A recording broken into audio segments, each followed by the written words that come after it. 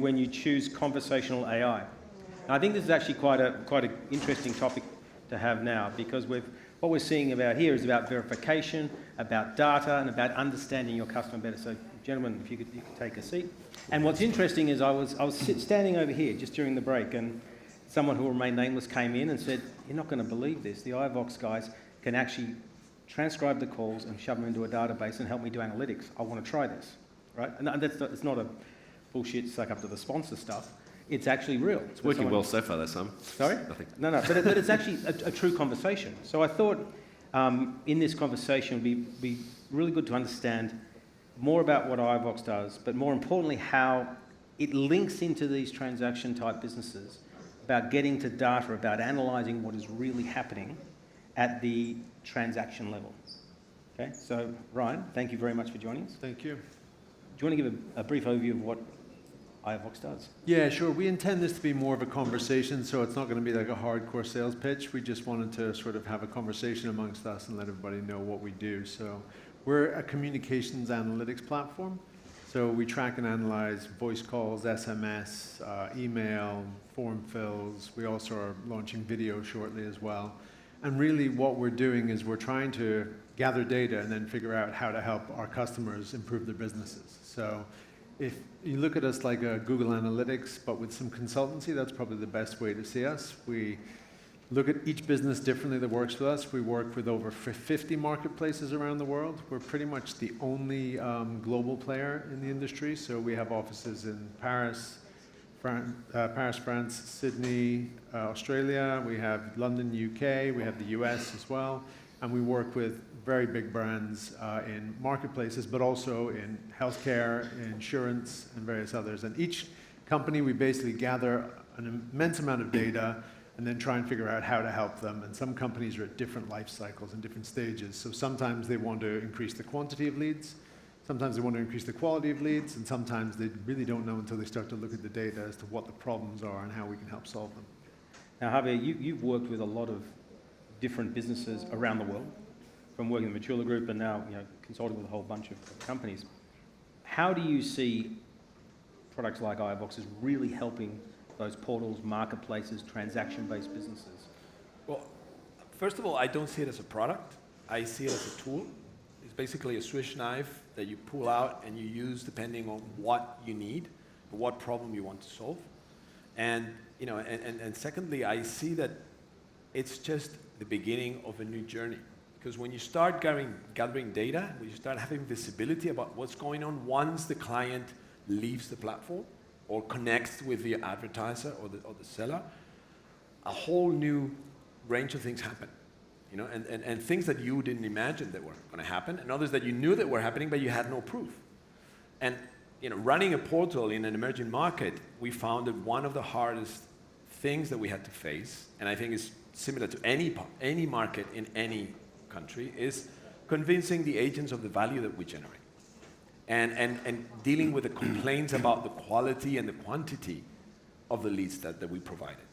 And that, I'm not going to say that solves the problem altogether, but sheds a lot of light and gives you very hard arguments to counteract any of those claims. Now, James, you're working with, you've got a long history in portals, right? And to be transparent, James and I worked at REA back in 2000. So we've known each other a very long time. And you've seen both sides of the equation, right? From both the portal side and also from the iovox side. And you're working with iovox and working with many customers. How are they getting value from the iovox Swiss Army knife? The Swiss Army knife, nice analogy, Javier. Look, I think undoubtedly it varies by market, obviously. Each market has different nuances, but I think there are some fundamentals, no matter what marketplace or region you operate in, which is common across property portals or automotive portals. I think the biggest focus at the moment, and Malcolm's presentation earlier on in the day, I thought really summed it up a lot of our conversations very, very clearly. A lot of the conversation at the moment tends to be around how do I get into this vendor lead? How do I get an understanding of the volume of vendors that are just navigating across my site? And by using data and the various solutions, actually being able to isolate them off and then start to paint a picture to the advertiser. Seller leads, right? Seller leads, sorry. Vendor leads, seller leads, exactly. And that's Now, how the marketplace then navigates in the market and then changes their model is another piece. But the vendor leads is a big piece at the moment. But also just the simplicity around. There was a really big lesson for me when I moved from Australia, for those of you who don't know, to Europe. I was surprised consistently with the number ones and number twos in each market. They're sort of reporting to us that over 50% of their leads are actually coming from telephone. Now, that surprised me. I didn't think it would be that high. So we often hear about the black box. If 50% of your leads are coming from a telephone source, you want to know what's happening within that call, right? You need to be able to, and the fact that we can, I suppose, strip it down to a data set, 50% of your leads into a data set, it gives you full transparency across what's going on your site and the multiple opportunities around it, right? And actually knowing how many of those are actual leads, because if the click to reveal doesn't tell you that. Yeah, that's right. Now, what's before I go a bit deeper on this, getting to the data set, I've got a question here. So if you write questions, it at least pops up on the iPad. Aren't you scared about phone calls dying out? Okay, as lots of millennials, and I've got 3 of them, right, hate actually making a telephone call, right? Everything's done through, texting. No, we track texting as well, but we don't really care, honestly. It's, as long as communication keeps going, we're fine. So, as I said before, we're adding video, we track texting, we track form fills, we track emails, but amazingly, we're not seeing that trend happen at all. We're actually seeing phone calls become more important. I think during the whole COVID pandemic, we saw a lot of people who used to track how their business was doing based on web hits change to tracking communications, because everyone was at home bored. So everyone, of course, is looking at the castle they're not going to buy. But when they phone up a real estate agent, they obviously don't do that for fun, because, no offense, but nobody's phoning a real estate agent for fun. So they started to track, okay, how many people are actually reaching out to these agents? But whether it's via text, whether it's video, we have VoIP solutions using, connection straight through a website browser. We don't really care. As long as people are still communicating, we're happy. But we're not seeing any decrease in volume of calls, for sure. And I think there's also a trust issue and a level of quality issue. When you are just approaching and considering the idea, you're fine with just a text. Can you give me some details on the property? But when you're really thinking of buying it, you want to talk to the human that it's selling you the property or that it's handling the property, and get all these questions out. And also you need to get asked a lot of questions. So I think if you're a serious buyer, you'll end up using the phone or a meeting personally. But you're not going to do everything on text. It's value driven as well. If you're buying a pencil, you don't care. But the more expensive the house is, the higher percentage of phone calls to emails. Rentals, for example, are higher percentage email than calls compared to acquisition. If you're buying an actual house, you're more likely to phone up. And as the property price goes up, that increases. And as you said as well, in person, obviously, is the other one. And we saw a stat earlier on one of the presentations, a very low number of, maybe it was Konstantin's presentation about Rightmove, I think it might have been, about a very low percentage of leads are ever actioned by agents. You must see the same trends, right? And I assume you see it not only across agency, but also real estate, motoring and other... If you want me to answer that one, right? I think one of the biggest challenges that the auto industry are talking to us about is how they're seeing themselves as the marketplace, generating exactly what you said, the lead to the dealer, and having a lack of transparency across the dealer, the response rate and things like that. So there's technology that we put in place, obviously, to do that. I think the evolution with the agencies is around... I think there's probably 3 steps. Step 1 is actually start to use some sort of tracking, get an understanding of volume, and then which gives you attribution. Number 2 is what's happening on or within these calls. And then number 3 is probably the downstream piece. And there's a lot of conversations with a lot of large franchise brands across Europe in conjunction with a portal partner to say, guys, your efficiencies are probably a little bit poor, shall we say. And if you just install, and this is something that was talked about in Masterclass yesterday, if you just install and actually follow some basic KPIs, your upside is significant. We know, typically, 40% of calls go in the past went unanswered. Duration of calls, all this we know this data, and we probably know, well, in conjunction with the partners, we know more probably about the business efficiencies of the advertisers than the advertisers themselves do. So that's obviously a good opportunity down the And you path. can very easily solve most of those problems. Because you can automize the call back from the agent when they don't answer at a certain time, or you can send them a message or an SMS saying, you have a missed call, hit here, and make the bloody call. There's a couple of dimensions to this. One is about responsiveness, and we talked about it in yesterday's masterclass. Yeah, I think it was mentioned up here today by Constantine as well, about one of the key metrics is how quickly someone answers a call, right? Because the buyer's hot, they're in the right frame of mind, you've got to get back to them. And you're providing that data. The other is what's talked about. And I think you might have mentioned the other day to me, James, and you said don't talk about it, but I think it's a good insight, is that a lot of times when you interrogate a call, there's a customer saying, can you do something for me? And yet the agent then never responds. Do you want to? Yeah, I think there's a classic example. We work with partners and we help them review some of the calls. So that, I think there's 1,000 calls that we helped review with one of our partners, and it was the advertiser, the consumer ringing the real estate agent, and it's just basic sales. But you sit back and you go, wow, missed opportunity, missed opportunity. And the classic one that rings true to me is a particular buyer rang about an inspection for 34 Smith Street. The real estate agent focused on that and trying to secure the appointment, which was great. A metric was ticked off. But during the conversation, it went on for 4.5 odd minutes. The buyer actually acknowledged also that they hadn't sold a house and they probably needed finance. Now, the real estate agent didn't go down the route of, okay, let's have a further conversation about that. Can I come and appraise your property? Oh, by the way, we have a mortgage arm in the business. Would you like me to get somebody to talk to you about that? It was literally, okay, no, I'll meet you tomorrow at 11 o'clock and I look forward to that, Simon. So then, Ryan, how are your customers using this information? One thing is to sit there and listen to 1,000 calls. The other is to take that and somehow voice to text and then put into data sets. How do you think about using AI around that, and what do you guys do? So we track and analyze what happened during the call. Excuse me.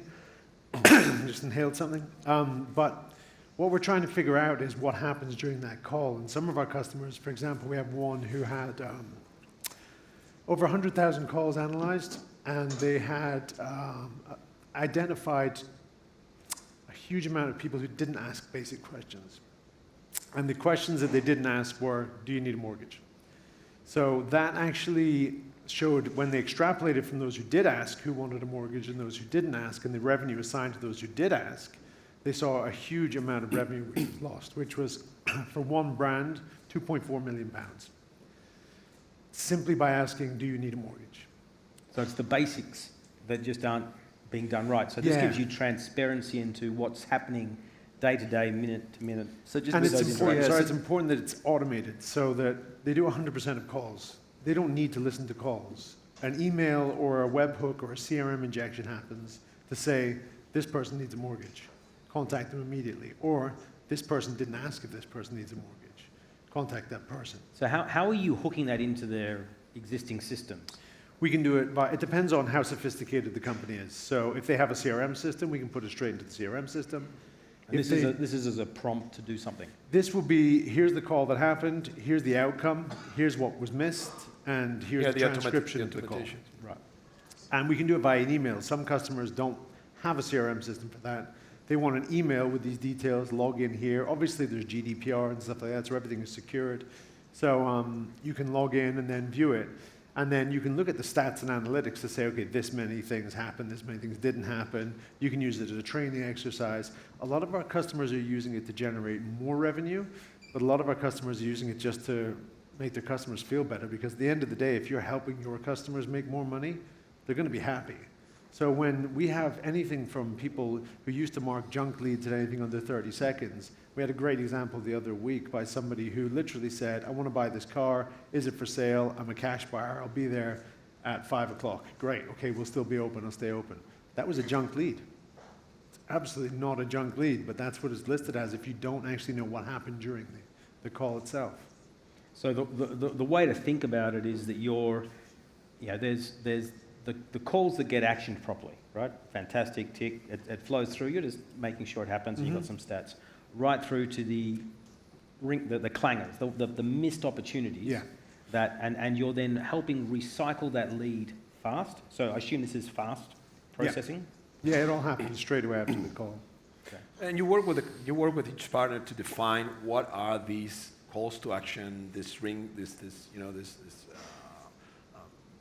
keywords that you need to ingest into the platform to identify opportunities, or if they're good for training, for creating trends. What do the best-selling agents do? If you have your own call center, to monitor the call center, but also to teach other people that come after what is the proper way to run it. Yeah, I think there's two distinctions here. We're sort of talking about the advertisers here, and that's great. So there's the efficiencies that you can provide, or the improvement in efficiencies you can provide them. But typically what I'd be suggesting is, as the marketplace, start to absorb this data for 3 to 6 months, get an understanding of really what's going on your site before releasing it to the advertisers. Because that then provides you the opportunity, okay, do I just want to use this to improve their efficiencies, or can I identify opportunities on here or new revenue streams on my site that maybe I might bypass, whether that be seller leads, whether that be finance leads, whatever it might be. But I would be suggesting strongly, sit back 3 months, package the data together, get a really good understanding, and then work out which direction you're going to take. One of the interesting things is, and masterclass we ran yesterday, was looking at, when you look at those companies that are, being these tech-enabled brokers or digital real estate agents, whatever you want to call them, right? The objective is to leverage technology to drive as much human interaction and error out of it, and focus in on those moments of truth that you do need to have human interaction. And it sounds like the technology and the Swiss Army knife, as you call it, that you guys have, really helps bring that model to life and execute it at a far greater level than if you've got 25 people sitting around in a call center without anything more than just a basic CRM system. Would that be the best way to think about it? Yeah, I mean, it's finding out what's going on is one thing, but then there's so much data. So it's finding out what is the important pieces of data that are relevant to your business. Mm-hmm. Sometimes our customers want to get more customers. Sometimes they want to increase the revenue per customer. Sometimes they want to save marketing costs. So we have a company that reduced their marketing spend by 20%, because what they did is they triggered things where when the person called up, they said different keywords, which were far cheaper to buy. So they're long-tail keywords. So they changed their marketing campaigns to use long-tail keywords because they knew what people were asking for when they phoned up, which wasn't what they thought. So it really depends on the customer. There's a lot of work now being developed around private property or private owners protection, fraud detection, privacy. You don't want to publish your personal mobile number on the web for everyone to see. Okay. So one last, and it was a question from the audience, is what are the metrics you're most proud of identifying since you started datafying customer calls? Datafying. Good Datafying. word. Good Like word. Insights. Datafying. There we go. What would be the key metric, the key observation that you've like, that was the most insightful thing or the most interesting thing? And you've got years of experience. I'll probably go, and we obviously we can't share everyone's data. Some are more than happy to share than others, and we're really fortunate that the Zoopla guys are more than happy to share their information publicly or take any calls from you. The key one for me around this, and it was early days, was that they run, or pre-programmed, whatever you want to say, all of their calls are being recorded by us and transcribed, and they run 34 keywords at last check, 34 keywords across them to try and identify what phrases are being used and what's the common language. Every call on average was returning 6 revenue opportunities for them or their customer. So whether that be an inspection, whether that be a contract request, whether that be whatever it might be. So to me, that's a great starting point to then expand, and as we learn over the years, I suppose that gives you an additional funnel of revenue, doesn't it, to explore. And I think to link this back to a lot of the strategic conversation earlier, we're going into a period of potential recession, of very challenging times, and as Mostyn and Andrew were talking about, is you've got to focus on your costs, you've got to maximise your revenue opportunities, you've got to do everything you possibly can to make the most of what you've got. And it would seem to me that products and services like iovox does, I think are very important for businesses to think about incorporating into their daily operations to make the most of everything they're doing at the moment. That's right, yeah. If you can't increase the volume of leads that you're generating, you better do something to the quality of them, Yeah, and because to me, there's a fundamental leap in the value that you provide when you tell the statistics at the end of the month saying your ad was viewed 10,000 times, you had 5,000 clicks, and you got 30 emails and 40 clicks to reveal, as opposed to you got 40 calls, 7 of which ended up on a viewing appointment.